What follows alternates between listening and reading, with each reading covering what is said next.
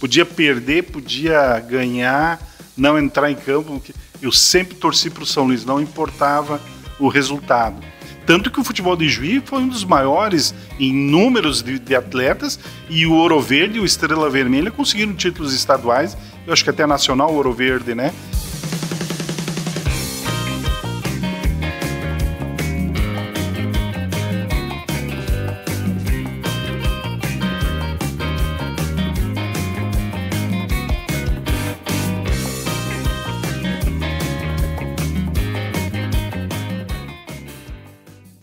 Salve, salve, moçada do esporte, beleza? Mais uma semana com o tempo todo e a terra vermelha, entrando o mês de setembro, e a entrevista hoje, quem sabe uma das mais agendadas e reagendadas, exatamente pela agenda do entrevistado, que segue na ativa, não no nosso assunto, que ele já pendurou faz mais tempo. Chuteiras e tênis, que ele era bom na quadra e no campo. Um amigo daqueles que a gente põe a mão no fogo, mais de 40 anos de amizade, um cara com uma caminhada, né, uma linha reta, sempre escolhendo o caminho do bem. Por isso a minha alegria de te receber aqui, Celso Pedro Laendecker. Gurizada chama de Celcinho, e a gente não se chama, né? Tu não me chama de Luizinho e eu não te chamo de Celcinho, porque a gente é anterior a esse diminutivo que foi dado a partir das transmissões de rádio, lá por 84, 85. Onde é que foram esses 40 anos, Celso? Olá, Luiz. É um prazer estar aqui contigo, falando nesse canal que a gente costumou a assistir. Mas realmente, Luiz, esse apelido Luizinho veio, Celcinho, Luizinho, Ceretinha, veio por causa das transmissões de rádio, né? Mas nunca foram esses diminutivos, entre nós nunca aconteceu.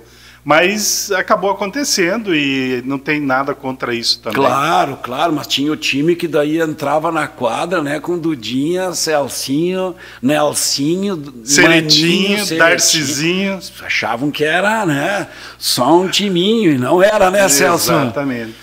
Tu começa tu chega a jogar o primeiro municipal de futsal em 83, aquele que ganha Nostalgia? Não, Luiz, naquele eu não participei. Pois eu também não. Eu comecei no futebol lá no bairro Burtete, São Paulo. Nós começamos ali, eu tinha uns 12, 13 anos, tinha uma turma, montamos o Águia Negra para disputar o campeonato dentro de Leite Municipal. Lembro desse time, E aí ali eu fui convidado para participar da escolinha do seu Bindé, Ademar Campos Bindé, lá no Gaúcho na época, né? E aí fui eu, o Jorge Pagliarini e o Darlan Pagliarini para lá. Fomos treinar e fomos aprovados os três. O seu Biné disse, não, vocês podem ficar e vão fazer parte do time da Enteleite. Isso é 76, 77? Exatamente, 78. por aí, 76, 77. Tu é 65? 65, exatamente. E aí acabei começando os treinamentos na reserva, e quando começou o campeonato já era titular, né? No tempo do meia-direita, né? Sim. Depois o seu Biné viu que tinha uma facilidade para chegar no ataque, me colocou mais para frente, e aí a gente foi campeão naquele ano de Enteleite, né? E mais adiante já terminou esse campeonato, acho que a prefeitura, não sei, era o CMD que realizava, acabou terminando essa modalidade. E aí eu comecei a jogar já com 13, 14 anos na Academia Jovem, do Edgar dos Santos, né, o Caieira, bem conhecido na época. E aí ali comecei jogando no segundinho. E logo já assinei no primeiro campeonato, eu tinha acho que 14 anos. Meu pai e minha mãe tiveram que assinar para mim poder jogar. Autorização. A autorização naquela época, né? Eu lembro que o Caio foi, meu pai tinha um bar ali onde hoje é Fashion Center, e o Edgar dos Santos foi lá para eles assinar. E aí dali comecei a jogar. Joguei acho que uns 6, 7 anos na academia, futebol de campo, e aí que surgiu o futsal em Ijuí. Mas eu já comecei jogando no Pederiva, né? Que estava montando um time de futsal para jogar se eu não me engano, era a Copa 150 anos da Revolução Farroupilha e tal. Eu comecei um ano antes. Taça Farroupilha. Taça Farroupilha, Como é que tu chega no Pederiva? Eu não lembro bem quem me convidou, Luiz, mas eu acho que foi, não sei se não foi tu, e o Lauri que me ligaram, foram atrás. Não me lembro. Que me... o saudoso Lauri, né? Que me convidou para jogar pode ser. Lá. Isso é bem provável. Ele trabalhava no Pederiva. Isso, ele trabalhava lá, né? E aí ele fez o contato comigo lá na empresa. É por telefone, tempo do telefone fixo. Já trabalhava, Celso? Já trabalhava. Com que ano começou a trabalhar? eu ajudava o meu pai, né? Até os 16, 17 anos. O bar era ali na esquina da rodoviária? Onde é a Fashion Center hoje. Do outro lado? Onde é a Fashion ali Center. Tinha, como eu chamava o bar? Bar do Nelson. Então ali, e aí do lado tinha o seu Léo Weber, que montou uma empresa, uma distribuidora, e eu fui lá para ajudar. E aí eu tinha 16 para 17 anos, e aí acabei ficando até hoje lá, né, com o Gilberto, com o filho do seu Léo, trabalhando na distribuidora até hoje. E aí eu acho que foi feito o contato, fui lá no Pederiva para treinar, e me lembro que o treino era tarde da noite no ginásio lá no Municipal. Aí eu saí da aula, fui lá, e aí, realmente, eu acho que era o Manuel Moraes, o treinador, e aí ele disse, não, pode ficar, não precisa nem, né, pode ficar treinando já. Amanhã tem de novo e vem, né? E acabei ficando no Pederiva, acabei jogando. Aquele ano a gente teve jogos épicos, né? O Olímpia e o Tamoio eram os grandes times do interior do estado, e tanto do estado inteiro. Tanto que o Olímpia, logo no ano seguinte, foi campeão gaúcho. 8-5. Né? A gente ia a Santo Ângelo olhar Tamoio e Olímpia jogar, porque ali se tinha os melhores jogadores do estado, né? Então, aí que começou... Eu comecei, na realidade, no campo, no início, mas depois eu joguei muito tempo salão. O futsal, né? Primeiro era futebol de salão, e aí eu peguei a transição para o futsal, né? Certo. Com a bola mais leve, fazer gol dentro da área, aquela coisa toda. Mudança de regra. Celso, vamos só recordar o time base, assim, que te vem à cabeça da academia jovem nesse período aí. Tu ficou quase 6 anos lá, tu disse? Mais ou menos isso. Eu lembro que era o Mi, o goleiro. Goleiraço, Goleiraço. O Fio na lateral direita. Na zaga era o Gilmar, o Osório Borati. Na esquerda, acho que era o Cramp ou o Chibinha. No meio de campo, o Sabiá, o Joel. Na meia, eu acho que era o Ednei, o Sidney, um dos dois irmãos. Que massa, o Chiquinho Zimmer, né, na meia esquerda. Cracaço de bola para a época ali, né? No ataque era o Gilberto, o Ednei, que era centroavante, e o canhoto Faust. E aí tinha vários outros, tinha eu, e aí o Neu, outros vários que jogavam naquela época lá, né? Salomão na zaga. Salomão depois veio também. Salomão na zaga, exatamente. Que timaço, cara. Camisa amarela e preta. Camisa amarela e preta, exatamente. Tu vê, tempos muito bons, mas né? Mas é o outro lado da cidade, como é que tu foi aparecendo na academia, né, cara? Porque o Gilmar... Que tu sempre morou lá, né? Exatamente. Perto do Poli. Sim. O que aconteceu? O Gilberto, que era jogador deles, e o Gilmar eram irmão.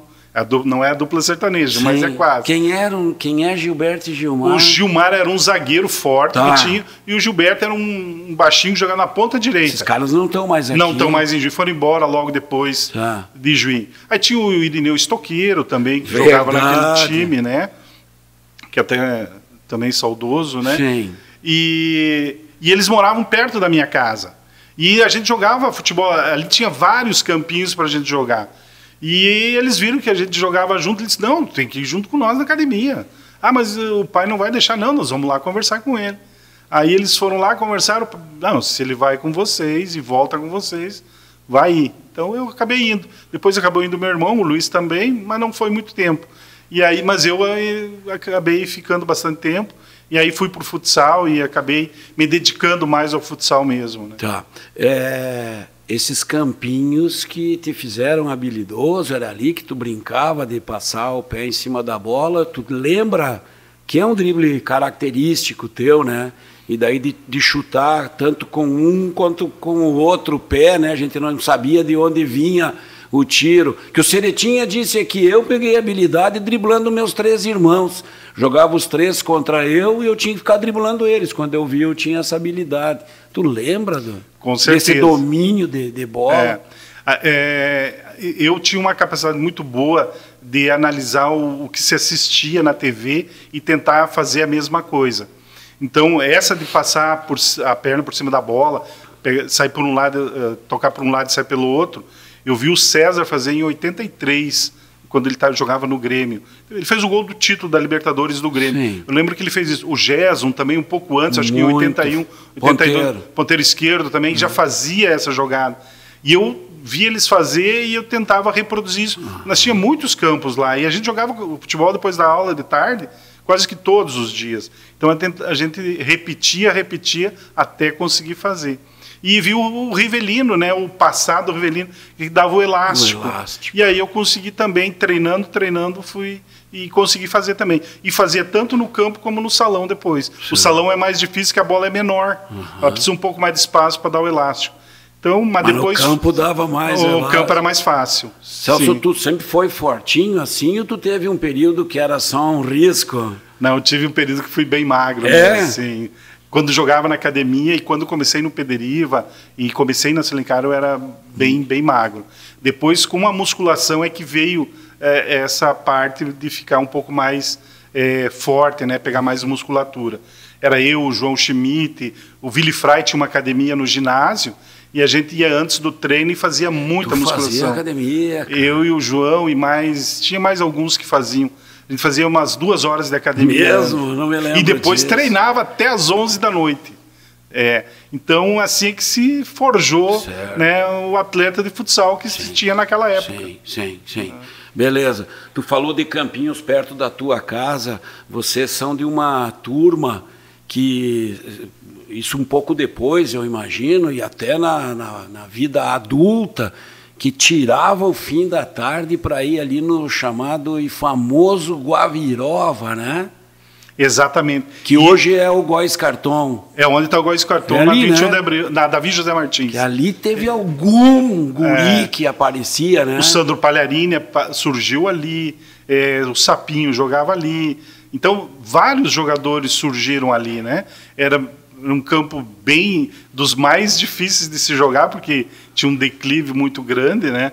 E realmente ali se forjava mesmo. Chuque aparecia, o Chuque ali, apareceu Jorge lá. Palharini, o Jorge jogou lá também. O Jorge é do tempo que nós jogava lá perto de casa nos nossos campinhos. Depois fomos para ali jogar no Guavirova, que a gente tinha goleira no Guavirova. Nós tínhamos goleirinha de ferro que o Mauri fez para colocar. Nós ia jogar, ele já levava as goleirinhas e a bola. Era com goleira pequena. Pequenininha, era golzinho, não era gol grande.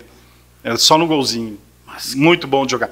E ali também se aprendia a passar bem a bola. Para acertar o gol tinha que conseguir. O gol não era aquelas goleirinhas grandes, era bem pequena. E o campo todo irregular. Todo irregular. E aquilo era para vocês era um Maracanã, era nosso Maracanã, com certeza. E a gente ainda jogava e depois ficava lá, conversando mais umas 2, 3 horas a turma. Pô, cara, Sandro Palharini era criancinha ali naquela época. Depois, exatamente. Né? É isso? Isso aí. Os guri do Valdirec, o Leandro jogou. O Leandro jogou lá também, que era ali, morava ali perto. Pô, vê só, cara. Juntava, eu me lembro disso. Eu fui acho que uma vez ali, que eu fui, era tão falado aquele campo que eu fui lá dar uma olhada, né? E eu lembro quando começou a construção daí, né? Foi sendo urbanizado aquilo e vocês perderam, porque vocês já eram adultos e ainda iam ali no fim do dia. Eu jogava na Selencar, eu antes de ir no treino da Selencar, a gente jogava no Guaviró, levava o tênis, o material para treinar, jogava ali e ia para o treino da Selencar. Nosso saudoso Raimundo se apresentava ali, exatamente. Foi ali uma grande amizade que surgiu e que a gente criou aquele grupo todo. Tinha o Juliano, que não está mais aí, que é professor em Brasília, né? O Thiago, que é o Thiago, que está no Correio em Porto Alegre. Então se forjou muita gente com caráter, se conversava muito, né? Ficava a resenha depois? A resenha depois, só na conversa, no escuro, no meio ali, sentado, conversando. não tinha como mais jogar, porque às vezes não tinha lua para jogar, senão a gente jogava às vezes até à noite. Claro, né? Digo, não, essa parte precisa ser registrada também nessa entrevista. Mas vamos lá, futsal e campo, jogava os dois, né? Chegava a jogar de tarde, campo e de noite, tinha Silencar, acontecia? Aconteceu isso. Que loucura, né? Que loucura. Jogava no sábado de tarde, eu jogava campo, joguei pelo Ouro Verde, depois ia para o jogo da Silencar à noite. Isso realmente chegou um momento que pesava, né? Já estava com 24, 25 anos aí, e aí a gente já treinava durante a semana. Jogava, às vezes, alguma pelada, né? A gente não tinha aquele cuidado e profissionalismo de descansar adequadamente. Então a gente misturava um pouco as coisas e aí não rendia tudo aquilo que precisava. Então hoje eu acho que tem um conhecimento maior de descanso, essa coisa toda no futebol, e um entendimento melhor também da parte física. Acredito que se a gente tivesse esse conhecimento não teria feito essas loucuras, né? Claro, eu também fiz isso, jogar de tarde, machucar um dedo e ir mudo para o jogo do futsal de noite, porque tinha me machucado à tarde, mas nem imaginava que aquilo pudesse estar prejudicando, né? Mas, Celso, vamos lá. Hoje a gente liga a TV e acha um jogo de futsal numa barbada, ou vai no YouTube, encontra lances, entra no Twitter e encontra jogadas e como marcar. A gente não tinha nada disso. Não tinha nada. A gente ia ver jogo no sábado à noite em Santo Ângelo para ver como fazer, né? Exatamente. Era o nosso lazer. A nossa televisão era olhar os outros fazer. Acho que fomos... Quantas vezes, durante 2 anos, o compromisso era, né? Era do sábado de noite, nós ia a Santo Ângelo assistir os jogos lá. O João, o Raimundo muitas vezes, o Jorge foi algumas vezes. O Jorge algumas vezes junto. O Rui foi algumas vezes também. E aí eu era do Olímpia ou do Tamoio o jogo, né? Muito bom de ir lá. Muito bom, o nível era altíssimo, né? Olhamos lá Inter e Olímpia, olhamos Tamoio e Grêmio e vice-versa. Muitos jogos. A Caixa, aquela tinha time ainda, né? Vinha os de Caxias lá. A Enxuta jogou lá. A gente assistiu. Eles ganharam da Enxuta 6-2, né? Esse eu não vou lembrar. O que eu lembro é que eu cuidava como o Odil, o goleiro do Tamoio, fazia a barreira, por exemplo. Né? Paulo Boff pela Enxuta, vou ver como é que esse cara se posiciona. Não sabia, não tinha, ninguém te dizia, sai assim, pula assim, cai assim, né? E a gente aprendia vendo o jogo lá. Era a nossa televisão, como eu disse antes, né? Olhar os outros como faziam e a gente tentar reproduzir. Isso. Assim que se aprendeu, assim que evoluiu o futebol. Várias profissões evoluíram assim. Né? Tentando fazer melhor do que se já tinha. Né? Tu jogou no Ouro Verde, que era outro padrão também. Né? Joguei 1 ano lá no Ouro Verde. Foi o time que eu a primeira vez vi pessoalmente atravessando bola de um lado para o outro. Né?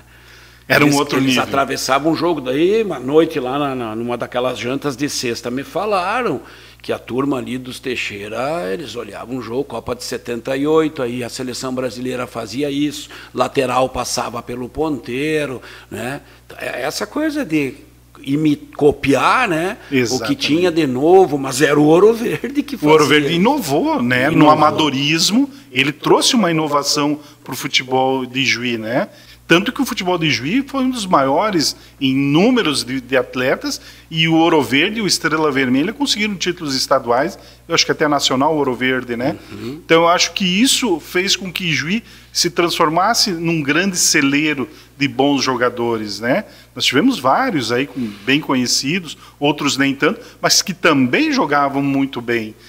Às vezes não tiveram oportunidade, mas eram bons jogadores também, né? Sim, daqueles que a gente diz até hoje, né? Paulo Perin teria jogado. Teria jogado. Paulo Perin, eu joguei com ele no Ouro Verde, eu estava com 24, 25, ele já estava, acho que com quase 40. Mas era uma alegria ver ele jogar, né? O passe dele vinha perfeito, né? Dominava ela com uma categoria que não tinha. Muito bom de jogar junto com ele, né? No futsal também, né? Eu que não tinha força para lançar, ele dizia, toca em mim aqui. E não tinha, né? Eu fico pensando ele nesse Fluminense de hoje que toca dentro da pequena área, ele tiraria de letra isso aí, né? Não se preocupar, não ficava nervoso, nada, né? Nada. Uma tranquilidade. Muita categoria. Hoje, vindo para casa, vi, ele não me viu, mas eu vi o Betinho Bertoldo. Esse era outro que não tinha nervosismo no futebol, né? Não. Dominava no peito, girava, saía jogando com uma tranquilidade.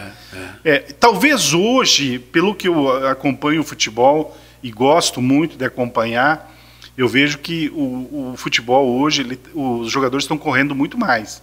Sim. O dobro do que nós corria na época, né? O preparo físico avançou, as formas de treinamento também.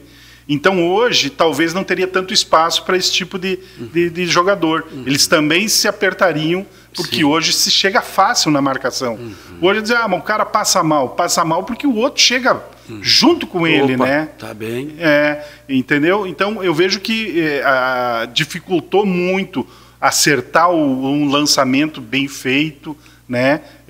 O passe certo também. Hoje, se tu não dominar ela junto ao corpo, ela andar um pouquinho para frente, o outro já chega e já rouba essa bola. Por isso que é um perde e ganha muito grande às vezes, né? Sim. Então, mas isso tudo veio através do preparo físico, né? Da parte física dos atletas, que evoluiu muito e que dificultou o domínio da bola, o lançamento, né? Mas o futebol ganhou em dinamismo também, né? Sim. Com certeza. Tá, mas o futsal também está exigindo um outro atleta, né? Do que aquele dos anos 80. Aquele não joga mais, Luiz. Hoje, nesse futsal que tu olha aí, que é 2-2, é um giro só, é uma loucura, não tem...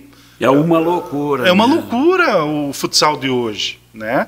Tu olha na TV ali, na Sport TV, tem que ter um preparo. Por isso que hoje troca quantas vezes quiser.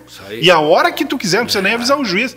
Por quê? Porque é uma intensidade e uma velocidade absurda. Então tem que ser assim para que aconteça o jogo. Senão... Quase um outro jogo, se vai comparar com a gente. Né? Não, bem diferente, né? Daquela época para essa de hoje. Poder voltar devagarinho, lá da frente, depois não tem mais. Respirando, né? Eu lembrava que o Júlio Fiorino dizia, vem respirando, vem respirando. Hoje não tem isso. Vem respirando. Exatamente. Muito bom. Celso, de recordação, assim, de algum lance, de algum gol, alguma conquista... Salão e uma campo, para a gente fechar essa primeira parte aí da conversa, o que te vem na cabeça? Pouco tu falou dessa Taça Farroupilha, jogos épicos, né, com tamoio, né, no futsal, algum gol que tu puxou de um lado, chutou de outro?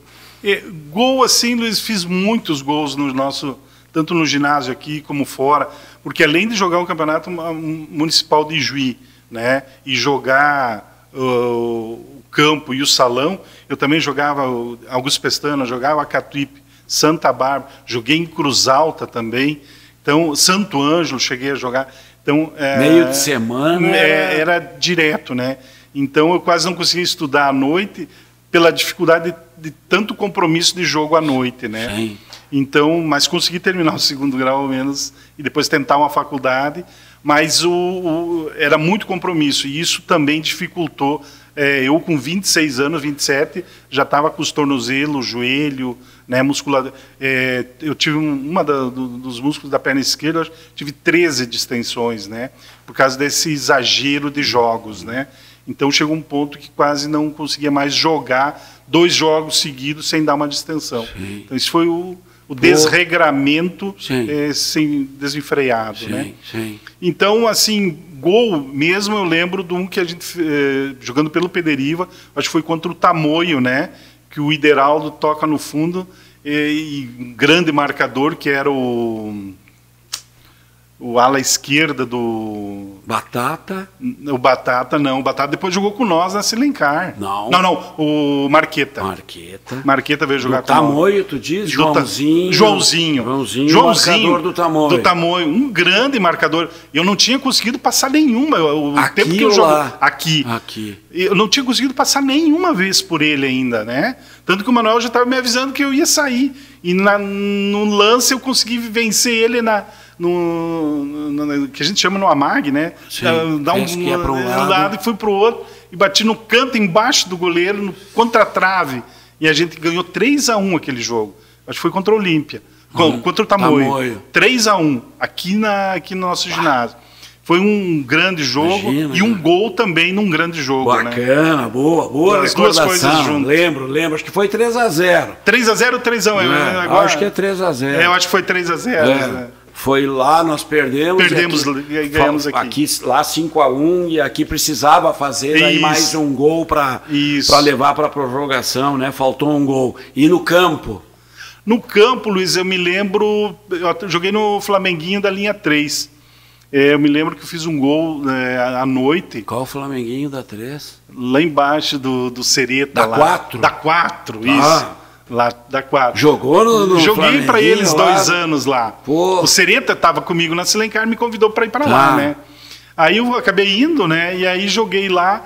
E aí fiz um gol de falta, né? Ali no São Luís. Eu fiz acho que uns 3 ou 4 de falta. Batia a falta no campo. Por cima da barreira, naquela goleira que dá na 21 de abril, quase na gaveta do Marcos Schirmer, era o goleiro, acho que do Ouro Verde, eu estava no Flamenguinho. E a gente ficou em terceiro lugar na decisão, depois era Ijuí e Mas, eu acho. O interior vinha para jogar exatamente, com a acho que foi cidade, isso. bacana. Isso. Boa, e aí, boa. Um gol muito bonito de falta, e o estádio estava cheio, e isso era muito bom do nosso amador na época, né? O São Luís lotava, né?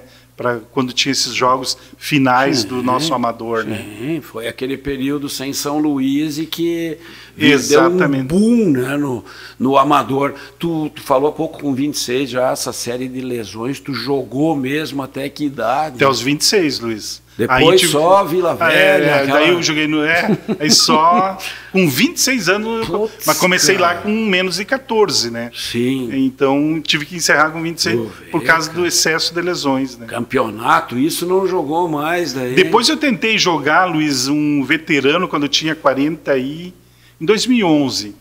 E eu fui arrancar no ginásio, e rompi o tendão. Aí tive que fazer cirurgia e aí tive que encerrar de vez. Tudo por causa disso, desse excesso do passado, talvez também complicou e arrebentou 100% o meu tendão. Sente falta? Tem vontade de jogar com uma certeza, bola? Nossa. Olha alguém jogando assim num futebol 7, dá vontade. Dá vontade. Eu às vezes vejo o meu netinho, né, ele com a bola lá, a gente dá balãozinho e tudo, né? E aí volta aquele tempo de jogar e tal. Mas a gente vê que a idade já não permite mais tanta aventura, né? Tudo tem seu tempo, né? Eu sempre digo, se eu conseguisse não me machucar tanto, eu acho que eu conseguiria jogar. Sim. Mas por causa da diabetes também, ele dificulta um pouco a questão de não se machucar. Ela propicia o músculo perder muito líquido, né? Me parece que é isso. Mas tu leva sob controle? Sim, tenho mantido um pouco de controle nela. Sim. Que é difícil, né? É difícil. Silenciosa, não dá sinal de nada. Não é nada. Mas quando tu vai medir, tá lá 200, 260. Fica fácil quando dá 150, 130. Mas já tem que fazer eu faço insulina. Faço insulina de manhã e à noite. Tu já viu, cara. Não passa mais. Não passa mais. Pá. Celso, beleza, agora vamos para uma fase que pouco tu disse, tinha que pedir pro teu pai para ir jogar na academia, mas para ir até a Baixada ali, ele deixava, ou tu escapava de casa. Assim, tu também era guri, né? Sim, ali, era. Quando tu ia até 77, o São Luís fechou em 77. Isso. Eu saía do polivalente, que eu estudava, eu ia no São Luís, terminava o de treino ali por 5h30, 6 horas, eu ia lá, os goleiros ainda estavam treinando, era o Volney, o Jorge Glitz e o Gato. Eu ia lá juntar bola, porque não tinha, assim... Preparador de goleiro. Não tinha, era um treinando o outro, né? Não tinha treinador de goleiros, né? E aí a gente ficava juntando as bolas, ia eu, mais 3, 4 lá do colégio, juntar bola para os goleiros lá. Acho que o treinador, se eu não me engano, era o André Heinz ou era o Guinzoni. Agora não tenho bem certeza. 7 Então, e 7, tinha 12 para 13 tinha o Jaime anos. Mônaco que jogava, que eu lembro. Quem mais? Ivan Honorato, Ivan Cardoso. Certo. Né? Até liguei essa semana para ele, pro Zorro, para trazer aqui, né? Peguei o celular dele, mas não atendeu. Vou trazer, né? Vou trazer. Nosso Ivan Cardoso, Cardoso, Zorro. Mas tu já tinha essa atração, Sim. sabia da existência do São Luís. Eu fui em alguns jogos. Eu ia quando era criança com meu pai nos jogos também. Tu ia com o pai. O pai já gostava. Meu pai gostava do São Luís. Viu? Então. E a gente ia nos jogos. Eu me lembro de assistir São Luís e Guarani de Bagé. No Guarani não, Grêmio Bagé. Grêmio Bagé, o São Luís ganhou 2-0. O Grêmio Bagé já jogou a primeira divisão lá em 76, 77, né? Tu ia com ele? Eu ia, claro, eu ia no jogo. Fui assistir São Luís e Grêmio também, quando o Odair era o ponto esquerdo do Grêmio, o goleiro era o Serras, né? E eu me lembro que o Grêmio ganhou 1-0, o gol do Alcindo. Sim, Estrela de Belém, aqui da Venâncio da Venâncio, de cabeça. Sim. O Ortiz cobrou escanteio e ele fez o gol de cabeça. No fim do jogo. Acho, certo. O goleiro era o Volney. O Volney do São Luís. Volney, Nico, Lorival, Nico Asman, né? Lorival. Tu já tinha essa familiaridade com a Baixada? Eu sempre gostei muito do futebol, né? Desde criança, sempre gostei muito e me identifiquei. Meus outros irmãos não tinham essa identificação. O meu irmão Luiz depois foi correr rústica e tal. Eu sempre fui pelo futebol. Sim. Né? Daí lá na Baixada, aquilo era o teu Não, lá era o meu lugar. Ia lá, via esses goleiros ainda treinando. Treinando. Entrava por uma porta, ali na lateral, no São Luís, era lá na Social, do lado era de madeira, tinha um portão que entrava e onde tinha umas camas que os jogadores dormiam ali na época, né, os que não eram daqui. Sim. E aí tu atravessava e saía ali perto do campo. Sim. E aí entrava ali, nós íamos ali ajudar os goleiros a juntar bola ali. Tá, aí 7-7 fecha o São Luís. Acho que foi o jogo contra o São José, o Novo Hamburgo. Perdeu 1-0. Isso. Perde 1-0. E aí o São Luís caiu para a segunda divisão. Um jogo noturno, isso eu me lembro. Exatamente. Eu não entendia direito. Eu também não entendia muito bem. Como assim licenciou, que o Peronde falou, né? Não está rebaixado, mas vamos agradecer, vamos pagar essas contas.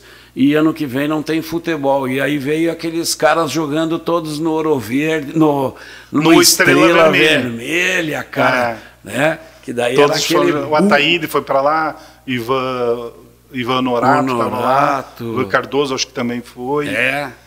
Daí Nico, essa turma toda, acho que foi jogar e virou aquela loucura. O Estrela Vermelha. E que foi campeão da Copa Arizona, eu acho, né? E foi logo campeão, 7-8, né?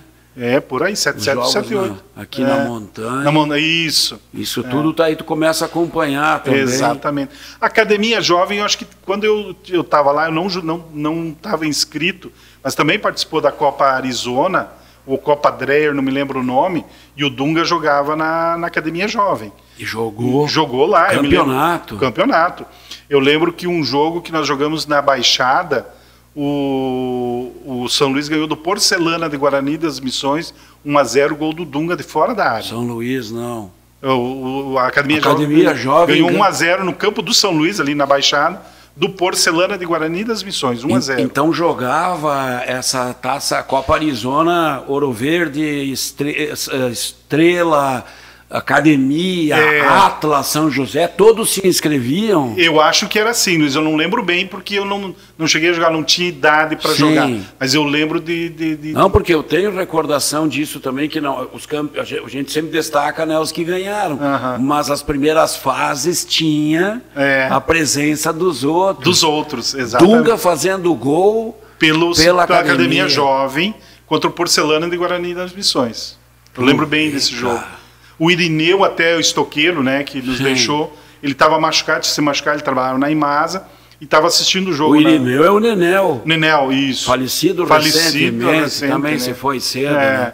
E ele tinha machucado a perna, ele era titular do time, naquele dia ele não jogou. E aí eu fui com ele no jogo, assistir, que foi toda a torcida da academia lá, né? Era um domingo de manhã, se eu não me engano, esse jogo no estádio do São Luís, na 19 de outubro. E o Dunga jogava no meio. Jogava de volante, e exatamente. Chutava de longe. Chutou de fora da área. Se eu não me engano, foi de fora da área, a Academia Joga ganhou 1-0. Tu já pensou, cara? Que a gente também, né, tem a mania de vincular, linkar o Dunga com o Ouro Verde, que foi o último time dele, né? Exatamente. O pessoal de Coronel Barros diz, não, o Dunga jogou aqui, jogou no Ipiranga. Né?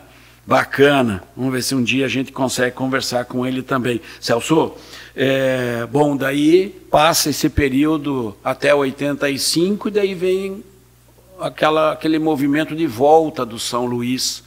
Já que tu andava em 86, tu foi na montanha fazer teste também? Não? Com certeza. Ou não precisou fazer teste, que ali tu já era um cara conhecido, né? Já era. Com o Paulo Jusviac, o Elevir lá, como é que foi aquilo? Não, eu fui lá, só que naquele ano, como eu fazia aniversário em junho, não poderia participar do Sub-20, né? Aí acho que foi o Paulo Jusviac que disse, vai lá embaixo e fala com o Valdir Barrichello para te jogar talvez no profissional que eles vão montar lá. E aí eu fui lá, aí tava acho que era o Plínio, que era de fora, né? Chico e o Plínio de fora. Eu encontrei, estavam por ali, cheguei a conversar com eles e tal. Aí eu disse, pois eu vim para conversar também. Ele disse, pois que acho que foi o Plínio que disse, acho que eles estão dando só uma ajuda de custo de meio salário. Eu já estava começando a trabalhar, ganhava um salário. Não, mas nem vou falar com o Valdir Barrichello. Acabei voltando fui trabalhar e não quis mais saber do profissional. Tu era 65 e fazia aniversário em junho, isso, cara. Por isso que eu não joguei aquele ano. Sim, eu sou de outubro e eu pude ainda jogar. Tu pôde jogar ainda. Aquele único ano, eles seguiram, era o mais velho. Exatamente. Eu estava na turma, treinei junto acho que umas 2 semanas, mas depois, por causa da idade, quando veio a definição da idade que tinha que ter, né, o corte, aí eu fiquei fora. Tá. Mas vai acompanhar esse São Luís, acompanho, 87, sim. 88. Eu perdi um jogo do São Luís. Tu não estava na Batalha de Santa Rosa? Não fui lá, mas estava no jogo aqui, do 1-0, gol do Betinho. Sim, golaço no Osvaldo. No Osvaldo, né? Exatamente. Diga. Aquele que depois veio jogar no São Luís, né? No Osvaldo. A gente fez eu tô com um amigo aí, fazendo uma recuperação histórica do São Luís e buscando não sei se tu não respondeu essa seleção, eu não te pedi um tempo atrás.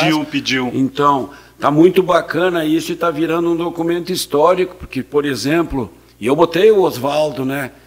Para mim, como ele era um filhol, né? Sim. Ele e o Jânio. Daí, claro, tá ganhando o Jânio, né? Mas eu ia te contar, a gente tem ali a seleção do João Paiva e do Seu Bindé, né? Que não estão mais conosco, cara. Sim. Eles fizeram a seleção deles e a gente não publicou isso ainda, né? Mas tu foi porque tu acompanhou, sim. Né?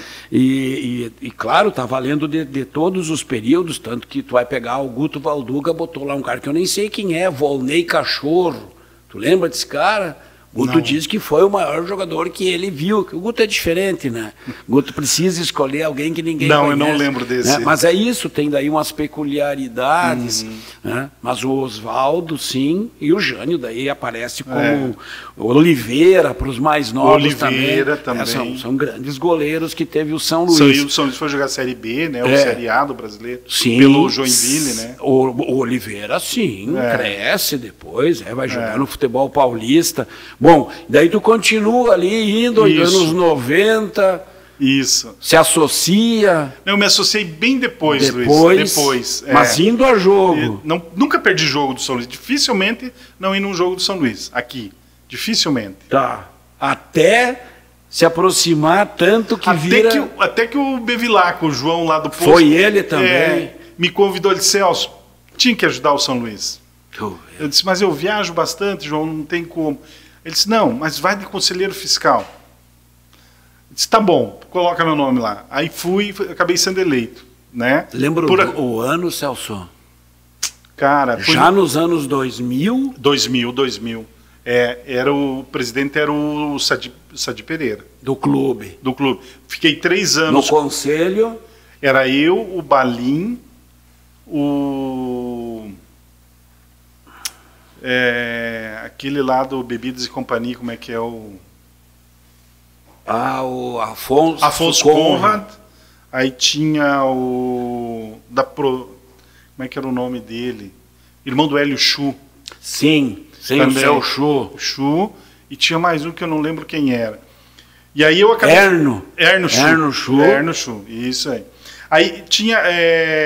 nós éramos entre 5 lá e acabei ficando presidente. Ele elegeram... E o Cláudio de Jesus era o presidente do Conselho Anterior.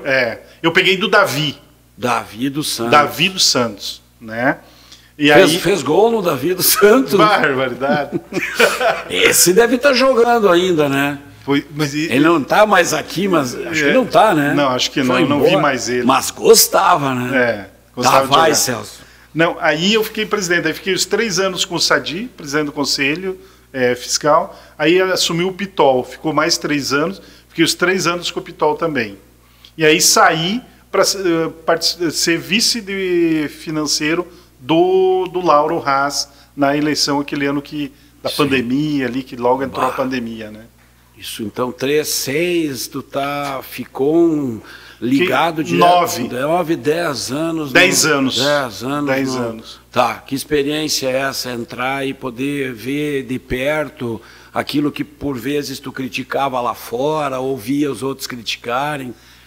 Eu fui um torcedor do São Luís que jamais critiquei o São Luís. Podia perder, podia ganhar, não entrar em campo. Eu sempre torci para o São Luís, não importava o resultado. Porque uma coisa é importante a gente ter como cidadão, ser coerente contigo mesmo. Você fazer as coisas para ti, para a tua cidade, para o teu estado e para o teu país. Então eu sempre pensei que eu tinha que torcer sempre para o time da minha cidade. Porque quando eu fui jogador, eu não gostaria de jogar na Silencar, no Pederiva, no Ouro Verde, na Academia Jovem, e ter alguém torcendo contra, aqui da cidade, né? Então eu sempre torci pro São Luís, né? Desde que me conheci, assim, torcedor mesmo, ali quando o São Luís voltou em 86, realmente torcedor do São Luís. Uhum. E tenho isso como exemplo também para os meus filhos. Jamais comprei uma camisa de Grêmio, Inter ou qualquer outro time que fosse para os meus filhos. Sempre o presente que eu dei para eles, vocês querem uma camisa de time? A única que eu dou é do São Luís. Uhum. E eu dava e não tinha reclamação. É São Luís. Tanto que hoje todos também torcem pelo São Luís, né? Todos eles. Então, eu sempre fui do São Luís, não importava quem fosse da diretoria, não sei lá quem fosse. Mas depois vim ajudar o São Luís também, dar minha contribuição no Conselho Fiscal, na vice de Finanças na época, ali com o Lauro. Né? Pegamos um período muito difícil, que foi a pandemia, né? Sem renda de sócio, caiu de Copa, sem poder ter muito contato, vender na loja do clube, sem ter torcida. Então foi um período muito difícil. Uhum. A ginástica que se fez para tocar o futebol foi um negócio assim incrível, né? E o Lauro, né, ali acabou na segunda gestão largando, mas ele tem um mérito muito grande de ter conseguido passar aquele período da pandemia, né? Eu acho que ele foi um grande articulador, né, de novas ideias. E nós, da diretoria ali também, éramos pessoas que dávamos ideia, e ele aceitava, ele concordava com algumas, outras não, ele tocava, né? Mas nós conseguimos sair daquele marasmo que foi a pandemia e trouxemos o São Luís até o fim do mandato do Machado ali, com saldo em caixa, né? Muito bem administrado, tanto pelo Lauro como pelo Machado também no final ali. Então, eu dei a minha contribuição, acho que depois acabou acontecendo a eleição, e coisa que nunca tinha acontecido no São Luís, né? A disputa. A disputa, né? E aí eu acredito que foi um marco também para o São Luís, né? E vejo que não foi, assim, uma coisa tão ruim, né? Sim. Aí você consegue ver o que um propõe, o que o outro propõe, o que está acontecendo, o que não está acontecendo. Então, se julga lá depois no que se conquistou, no que se deixou de fazer, no que se fez, né? Então eu vejo que isso também é salutar. Na democracia é assim que funciona, né? E você, né, nós que perdemos, eu, por exemplo, não dou opinião em nada do que a diretoria está fazendo. Pelo contrário, né? Se vejo que não é daquilo que eu pensava para o futebol, que eu era candidato na chapa. Não faz movimento por debaixo dos panos. Não faço movimento nenhum por debaixo. Não faço nada disso. Eu sou torcedor do São Luís. Perdemos a eleição, deixa eles tocar. Assim como eles pensaram o futebol, como eles pensaram o clube. Qual era a tua função na chapa? Vice de futebol. Vice de futebol. A nossa ideia era totalmente diferente do que eles fizeram. Mas não vou criticar eles publicamente ou não vai, se eu te perguntar agora para avaliar a gestão de jeito nenhum. Wilson. Porque isso na democracia é assim que funciona. Você tem que dar oportunidade das pessoas propuseram alguma coisa, foram eleitos, deixa eles tocar do jeito que eles acham que tem que tocar. Claro, tem lá o Conselho Deliberativo, que é para fazer a correção, de repente, de algum desvio. Nem para isso eu não concorri agora na eleição. Deixa eles tocar, né? Então, não sou crítico dessa parte, né? Porque eu sou torcedor do São Luís. Não me importa se perdi, se ganhei na eleição. O que é importante é o São Luís evoluir, é o São Luís crescer, né? É se manter na primeira divisão e até uma divisão aí, uma série C, uma série B, né? No futuro. Esse sempre foi o meu sonho, de ajudar o São Luís a chegar numa divisão superior, né?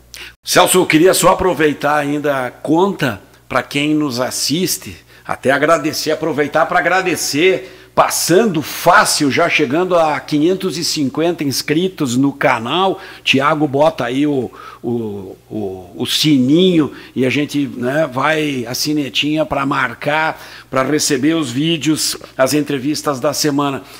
Conta para a turma que está nos assistindo o que diziam lá teus colegas de diretoria. Eles achavam que tu vazava informação para mim, né, pela nossa amizade. Tinha isso? Tinha. Assim, não diretamente, mas... Quem é que contou isso? Mas a gente é tão profissional que nem isso a gente não mistura. Não, né?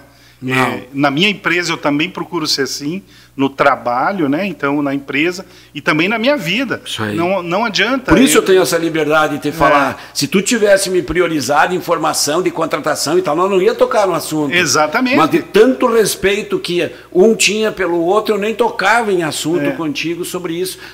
Tu sabe o que aconteceu uma vez? Sandro Palharini abriu o e-mail dele, quando ele era gerente de futebol, no meu computador, no meu trabalho, e deixou.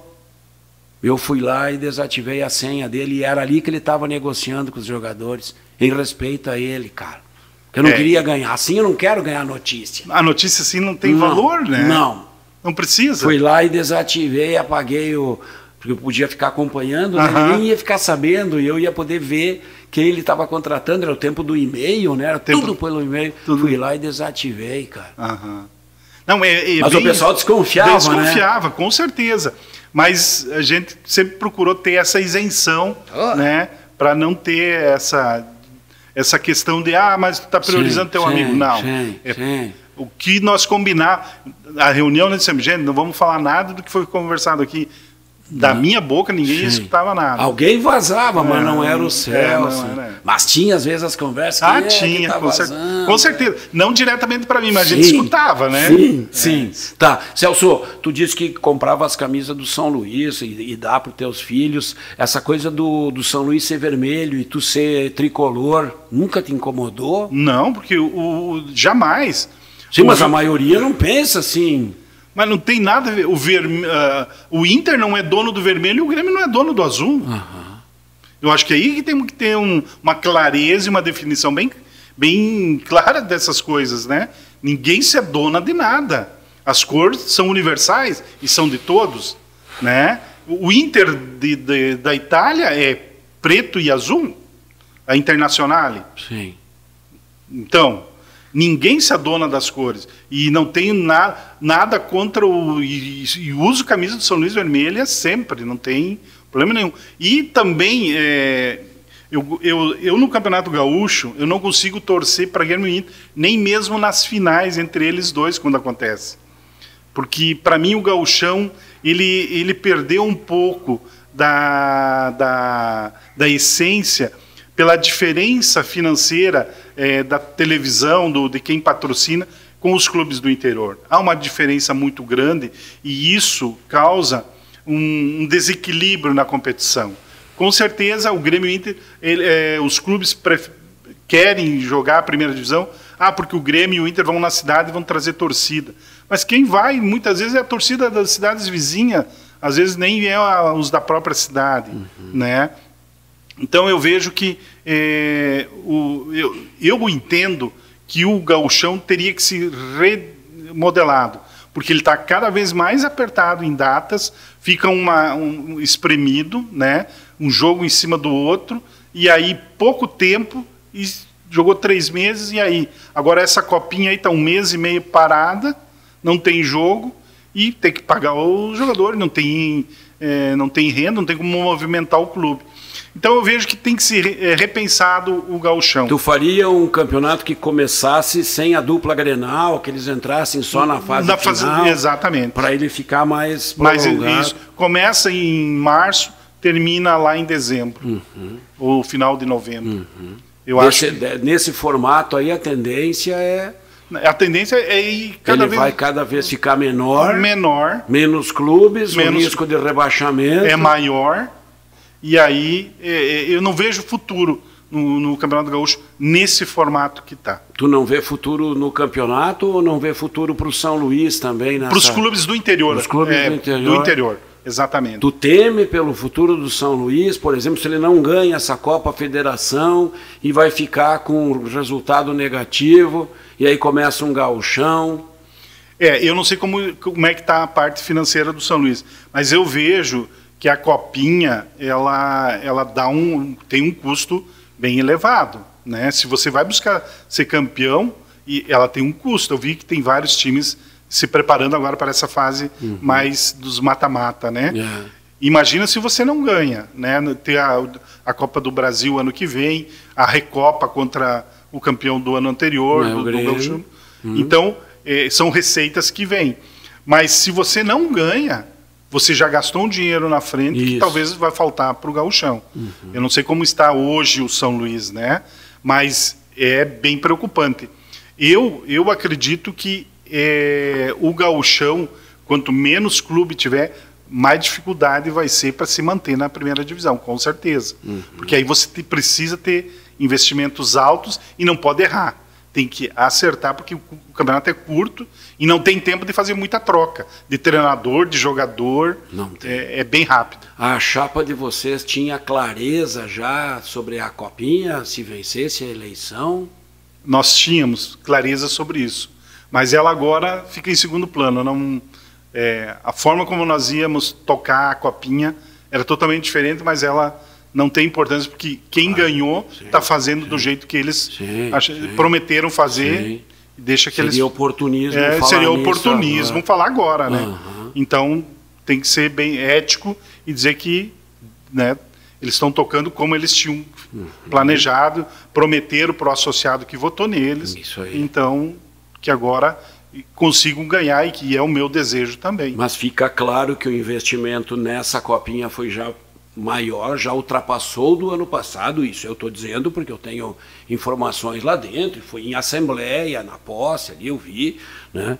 E que há sim quase uma necessidade de vencer a Copa Federação, trazer essa taça Rei Pelé e ganhar a vaga na Copa do Brasil, e aquele milhão, do contrário, começa torto o 24. Esse é o perigo que se tem, né, com essa risco, copinha. Né? Com a copinha. Se não joga, né, sofre crítico porque é um clube de futebol, se joga e não ganha, pode comprometer. dos grandes legados, e que a gente tem que sempre fazer jus, né? O Lauro, quando foi nosso presidente, ele foi um dos que mais puxou à frente de fazer a parceria com o CFE para termos as categorias de base do São Luís. Eu vejo isso como sendo a grande galinha dos ovos de ouro do São Luís para o futuro. Bem gerido, bem cuidado, bem administrado, isso vai trazer retorno. E o Lauro realmente foi um grande articulador disso, o Lauro Haas, né? Tem que dar um mérito para ele. Eu sempre fui um defensor de ter categoria de base e não tinha pensado na parceria que ele idealizou, porque nós tínhamos um outro formato antes com outros profissionais, né? E se pensava tocar com eles ou tocar próprio, né? E o Lauro veio, foi atrás, pensou, perguntou para nós, que nós aprovamos na hora, vai atrás desses caras e faz parceria com eles, nós vamos te ajudar em tudo que precisar aí. E o Lauro se empenhou, ele, o Tâmbara, né, e o Eloy, e conseguiram fazer essa parceria. Vejo como um dos grandes legados da nossa administração naqueles 3 anos. Lauro Haas, o tempo ainda vai colocar ele no devido lugar, porque ele ficou marcado por entregar aquela carta num domingo à tarde para o Machado, né, em meio a um período assim atribulado, né? Mas tem essa do amador, da base, né? Tem uma ideia e um avanço na profissionalização de alguns setores. É isso que eu ia dizer agora. Então, esses 3 anos da nossa administração teve avanços muito significativos. Primeiro, se manter na primeira divisão ali, com aquela confusão que deu da pandemia. Ficamos na primeira divisão, com metade da cota, né? E aí, mesmo assim, fazer com que o São Luís tivesse crescimento, evoluísse, com patrimônio, profissionalismo em refeição, alojamento, né? Os vestiários foram feitos naquela época, né? Muita coisa se mudou no São Luís para melhor. E ainda as categorias de base. Então eu vejo que, como tu disse, o tempo vai colocar o nosso presidente, o ex-presidente Lauro Haas, no seu devido lugar, com certeza. Teve depois aquela saída ali, que também deixou um vácuo, né? Mas o período que ele foi presidente ali conosco, que eu estava junto, realmente ele fez coisas novas e levou o São Luís para um outro patamar, com certeza. Celso, com toda essa clareza que tu tem em relação ao futebol gaúcho e à gestão, tu diria que o São Luís ou o futebol do interior poderiam enfrentar ou fazer uma conversa diferente com a Federação Gaúcha de Futebol, ao contrário de hoje, né? Vou exagerar aqui, chegar lá e só assinar embaixo do que dupla Grenal já decidiu e Juventude já foram chamados antes, né? A gente viveu isso muito isoladamente e com alguns prejuízos, né? Quando Ângelo Carré se rebelava numa reunião que eu acompanhava com Emílio Peronde de presidente da federação, e aí vinha uma certa represália, né? Conversar de outra forma com o Oxman, articular o interior para esse gauchão mudar, ou isso está em outro patamar, essa tomada de decisão passa pelos que movem o dia a dia do futebol na CBF, o peso que ainda tem no Veleto e com esses dirigentes. Tem um olhar para isso, Celso? Assim, Luiz, eu não sei se tu lembra, o Locke, aquele que era presidente do São José, sim, ele criou uma associação dos times do interior, né? Não se demais, eu acho. E ali, ali iniciou um processo de que os times do interior estavam se juntando mais. E o Noveleto em cima daquilo, exatamente. Eu não estava bem por dentro, porque eu era do Conselho Fiscal na época, sim, né? Mas eu escutava isso lá, né? E eu me lembro que o o Locke era um grande articulador de que as equipes do interior se juntassem mais, que pensassem em si e não na sua parte, né, que iam receber para poder pagar as contas, né? Eu não sei se tu já entrevistou o Locke ou não. Várias vezes.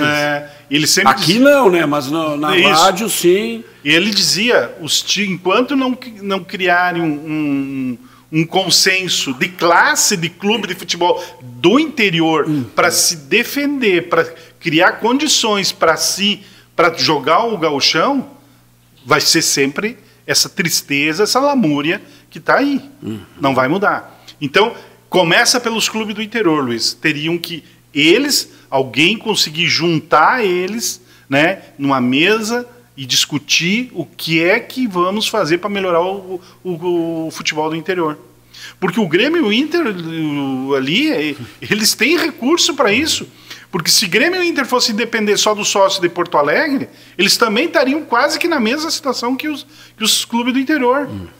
Mas o que eles têm é todo o Rio Grande do Sul, Santa Catarina, Paraná, o Brasil todo tem sócio de Grêmio e Inter. Eles construíram isso. Mérito para eles. Mas os clubes do interior também precisam fazer isso. O São Luís também tem mérito. Hoje o São Luís acho que é um dos clubes que mais sócio tem no interior do estado. Né? Nós chegamos no nosso período ali, acho que mesmo na pandemia nós estávamos com 1.400 sócios pagantes, na pandemia, sem assistir um jogo. Né? Então, eu acho que hoje até deve estar com mais sócios. Então, se não se reunir, se não ter aquele consenso de classe, como eu disse, e ver o que nós queremos para nós, não vai sair dessa mesmice que está aí. Um presidente saindo, como no Brasil de Pelotas, o Aimoré também está sem presidente, né? O Santa Cruz agora ganhou a divisão de acesso, mas o presidente já disse que larga, né? Então, vejam só, se não se juntar e não construir um consenso entre eles do que se deseja para o interior, vai ser sempre esse choro. Tu tem boa recordação em citar o João Locke, né, que era quem articulava, mas um dia ele até me falou, estamos fazendo as reuniões na federação para que o Noveleto não continue desconfiando de que aqui tem alguma coisa de puxar o tapete dele. Então as reuniões eram lá, numa das salas daquela nova federação, né, construída lá, não mais na Travessa Leonardo Truda, e para ele não ficar com essa desconfiança de que tinha algo sendo tramado contra ele, né? E essa questão aí na democracia não pode ter esse negócio de estar tramando. Eu acho que o que tem que se construir é o bem comum, o bem para todos, o bem para o torcedor do interior, para o clube do interior, né? Para o clube da capital, né, ter condições de enfrentar os outros clubes do centro do país, do continente e do mundo, mas os times do interior precisam sobreviver. Da forma como está, eles só passam o chapéu. Né? Aqui o São Luís, eu vi ontem ou hoje, começou uma rifa. Nós já tínhamos prometido na época que talvez não se devesse mais fazer rifa. A gente falava até e ouvia sobre a extinção das rifas, mas acaba sendo uma alternativa ainda. Com certeza, é que eu disse antes, é passar o chapéu, né? É do que vive os clubes do interior, né? Eu vejo que no tempo do Lauro, a gente foi a Pelotas, a gente estava conversando com o presidente lá, o seu Schneider, né? Ele dizia, olha, se eu não colocar dinheiro aqui, o time não anda.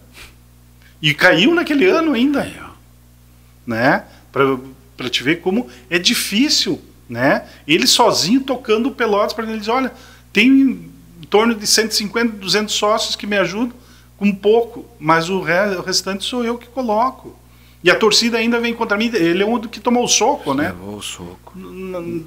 Da torcida. Da torcida organizada. Dita torcida. Então eu vejo que os times do interior precisam se organizar coletivamente, definir uma pauta, né, do que é bom para nós, quanto que seria para nós cobrir nossa folha, nossa despesa. Tem clubes que... Olha o São Luís viaja muito, porque ele é o mais distante quase de todos, né? O ano passado, o ano retrasado, a gente foi 2 vezes a Pelotas, e uma vez a Caxias, e uma vez a Porto Alegre. Então, é muita estrada, né? O Rio Grande não parece ser tão grande, mas Pro São Luís, pro São Luís ele é grande, né? Então, eu vejo que realmente o gauchão precisa ser repensado de forma diferente. Muito bom. Bom te ouvir, Celso. Boas ideias aqui no canal. A gente pode fechar com um olhar teu para a cidade de Ijuí, para esse município e a presença tanto das diferentes modalidades esportivas, do São Luís, um gaúcho fazendo 80 anos. Que olhar tu tem para essa cidade que agora também pratica e cada vez mais pádel? Sabe que tem grupos de futebol society que não juntam mais 10, 12, porque 3 ou 4 debandaram para o pádel, né? Tu vê uma cidade assim que é do esporte, uma cidade que com seus ciclistas, seus corredores de rua, que olhar tu tem para essa nossa cidade, que tem um time de futebol na primeira divisão, que tem uma associação de corredores, né, que se mantém, tem a corrida do final de ano, município apoiando. Ijuí, não vejo assim que o poder público tenha muita participação nisso, mas o esporte, ele sempre teve na veia do povo ijuense, ele vem desde berço, né? E, claro, em alguns momentos o poder público também contribuiu, mas Ijuí tem realmente uma vocação para o esporte, né? E nós temos aí várias modalidades, como tu mesmo citou, né? E eu sempre que sou do futebol, né, e acompanho o futebol, gosto muito. Ter o São Luís na primeira divisão, eu que viajo, vou em outras cidades, que alegria vocês terem o São Luís lá, né? Vou a Santa Rosa, que saudade. É assunto. É assunto. Qualquer cliente que eu chego lá, ele diz, ontem o São Luís jogou, né? Quando tem gauchão. Então, é muito gostoso de fazer isso, né? Tu vai a Cruz Alta, né? Passa na frente do estádio do Guarani, retiraram as lâmpadas, não tem mais muro, né? Estão tirando tudo. O Nacional está abandonado, né? Hoje passei, quando vinha para cá, passei na frente do Estádio Nacional, está abandonado lá. Estão tentando montar um tal de Cerco Cruzal, mas está fechado lá, nem sei se estão tentando ou não ainda, né? Então o Ijuí está de parabéns ter o São Luís na primeira divisão. E eu torço muito também pelo nosso futsal de Ijuí, Luiz, porque a gente que foi foi um dos pioneiros aí do nosso futsal de quadra, né? Porque teve o nosso futsal anterior, que era na quadra de cimento, e que teve grandes atletas, grandes times também. Isso. Né? Mas nós que somos oriundos de ginásio já, eu torço muito para que Ijuí tenha um time na primeira divisão do nosso estado aqui, no futsal também. Assim como nos outros esportes. E vejo também que Ijuí tem essa vocação para ter clubes, ter entidades do esporte. Nem agora o ciclismo, né? Como a gente tem que cuidar no asfalto quando tu está viajando, não só aqui, né? Aqui também, mas em outras cidades, como tem ciclista na estrada, né? Então, o paddle que tu falou, eu nem sabia que era tanto assim. Muito, né? Muito. Eu vejo que os campinhos de bairro, esses praticamente acabou, né? Tem as escolinhas aí tentando fazer alguma coisa de futebol e pouco jogador assim está surgindo, a não ser nessas escolinhas, né, que para ser jogador profissional hoje, né? Evidentemente que o esporte ele não visa só o profissionalismo, ele visa também um ser humano, um personagem, um ser que vá ser um bom cidadão, né? No seu caráter, né? No seu dia a dia, onde for que ele trabalhe, onde ele atue, que seja um cidadão de fato, né? E que contribua para a nossa sociedade, o nosso município ser cada vez melhor. Que alegria te receber, Celso. Prazer, muito Luiz. Obrigado aí por ter dedicado essa hora né, do teu trabalho aqui para conversar com a gente. Muito obrigado mesmo. Foi uma alegria, Luiz, revê-lo e também contar aqui e conversarmos sobre muita coisa do passado que nem a gente às vezes lembrava, mas quando tu puxou, a gente foi conversando e foi lembrando dessas coisas, das pessoas, dos fatos, né? Muito bom ter conversado. Viu só? E essa é a ideia, né? Uma conversa que, como me dizem por vezes nas mensagens, parece que não é um programa de entrevistas, vira mesmo uma conversa, e essa é uma das ideias. Cuidem-se bem, até a próxima.